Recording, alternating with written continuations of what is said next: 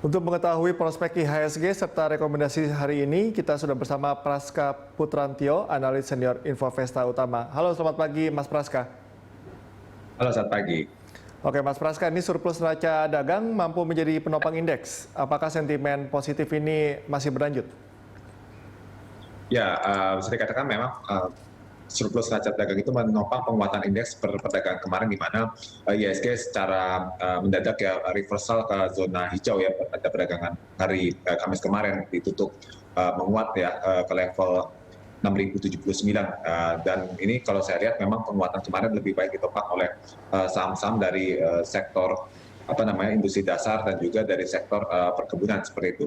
Nah, kemudian untuk hari ini kita lihat memang sentimen tersebut tampaknya cukup tidak terlalu dominan ya. Yang menarik justru lebih penguatan dari bursa Amerika Serikat, di mana indeks Dow Jones menguat menembus hingga level tertinggi dalam sejarah baru ya, level 34.000, dan juga ini ditopang oleh positifnya data-data ekonomi di sana, diantaranya seperti ada data penjualan retail yang tumbuh 9,8% year on year per Maret ya, di atas ekspektasi 6,1%, dan juga data klaim pengangguran yang turun drastis ya ke level 56.000 ya, pertama kali cukup kencang dibandingkan ekspektasi yang 710.000.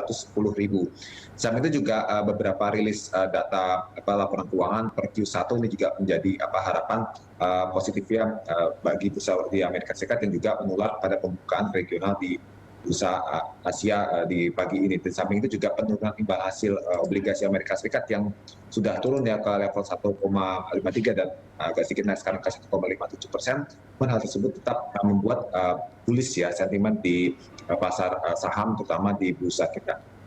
Cukup signifikan artinya kalau kita melihat Wall Street, kemudian pergerakan yield obligasi di Amerika ini, bagaimana pengaruhnya terhadap IHSG hari ini?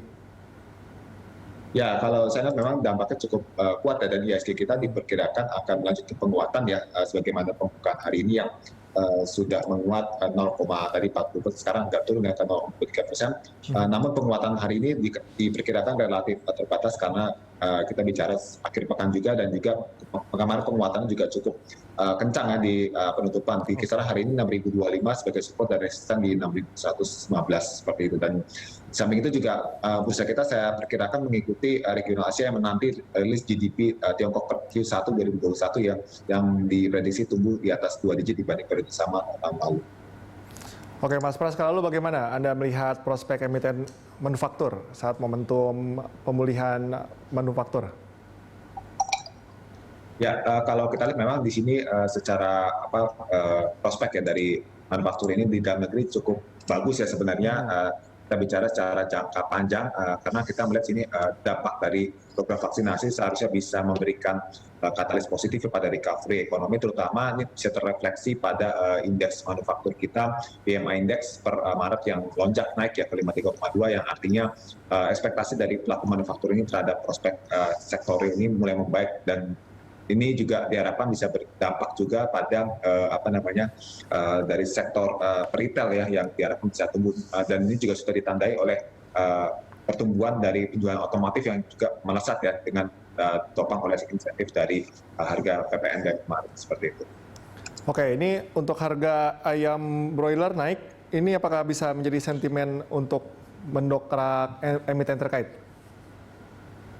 Ya, kalau kita bicara nih harga komoditas ayam broiler memang nih masuknya juga momentum hari raya ya, meskipun ada larangan mudik ya, namun paling tidak fast food ini terutama di komoditas ayam broiler ini bisa terangkat ya, dan juga berdampak positif pada saham-saham pakan ternak, di mana beberapa saham seperti Java, Cepin ini juga diperkirakan akan mendapatkan sentimen positif ya. Sama juga ada saham pemain baru kemarin WMU yang juga ini sudah menunjukkan kenaikan seperti itu. Oke, Widodo Makmur Unggas ya, ini kan kemarin labanya hampir 100%. Ini emiten mana lagi yang Anda rekomendasikan? Ya, kalau saya melihat tadi ya lebih kepada Java dan juga Cepin ya, yang saya rasa menarik untuk tetap diperhatikan. Hanya saja di sini akselerasinya kemarin sudah direspon cukup kencang ya, sehingga investor lebih disarankan untuk trading buy saja untuk Cepin dan Java. Oke, di bulan Ramadan ini apa saja rekomendasi saham konsumsi?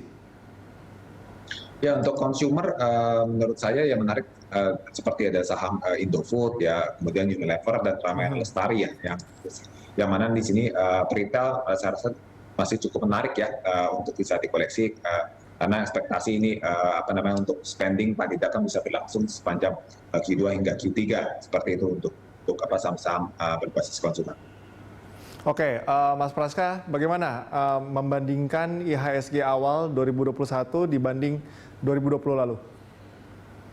Ya, kalau kita Q1 2021 ini bisa dikatakan indeks agak sedikit volatile ya.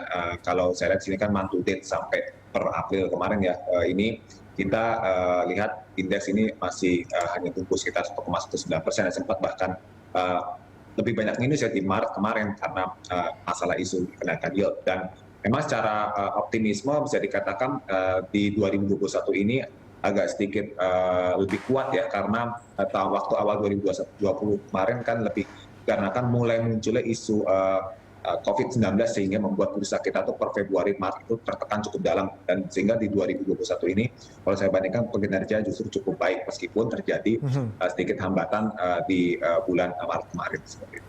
Oke, tadi Anda mengatakan PPNBM ya efektif memacu penjualan mobil. Bagaimana dampaknya pada emiten?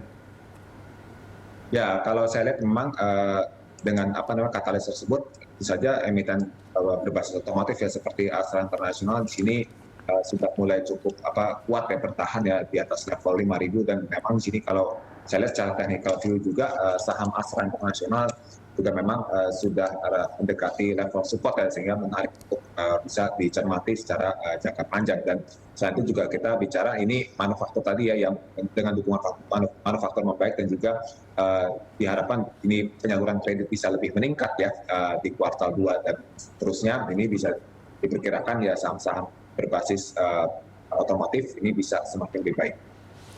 Baik, Mas Praska, terima kasih atas informasi dan analisisnya. Praska Putantio, analis senior Infovesta Utama.